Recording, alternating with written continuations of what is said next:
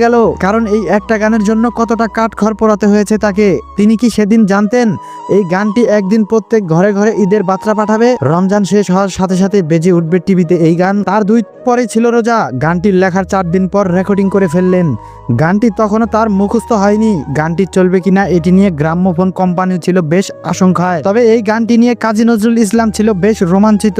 কিভাবে গাইতে হয়, কিভাবে সুর করতে হয় সেটি আব্বাস উদ্দিনকে দেখিয়ে দিচ্ছিলেন। বারবার কাগজের দিকে চাইতে আব্বাস উদ্দিনের সমস্যা হয় বলে কাজী নজরুল ইসলাম নিজেই আব্বাস উদ্দিনের চোখের সামনে কাগজটি ধরে রেখেছিলেন। তারপর ঈদের ছুটিতে আব্বাস উদ্দিন বাড়িতে চলে এলেন। তবে বাড়িতে আসার পরও তার মনটা ছিল উচ্চাটন। কখন তিনি কলকাতায় ফিরবেন আর দেখবেন এই গানটির কি অবস্থা, গানটি কি ফ্লপ হয়েছে নাকি হিট হয়েছে। আব্বাস উদ্দিন যতই সামনের দিকে যাচ্ছিল ততই তার বুকটা ধরফর করছিল।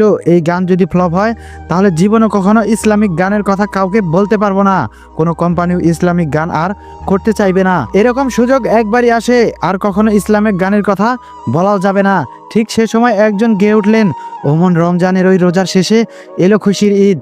আব্বাস উদ্দিন তা বিশ্বাস করতে পারছিলেন না। তিনি ভাবলেন তিনি স্বপ্ন দেখছেন।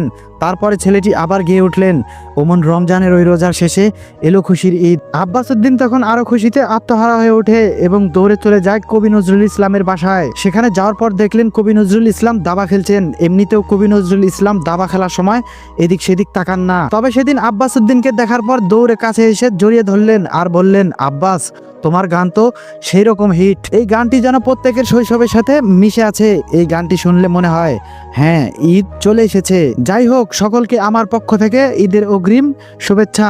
সকলেই ভালো থাকবেন এবং সুস্থ থাকবেন এবং আমার জন্য দোয়া করবেন।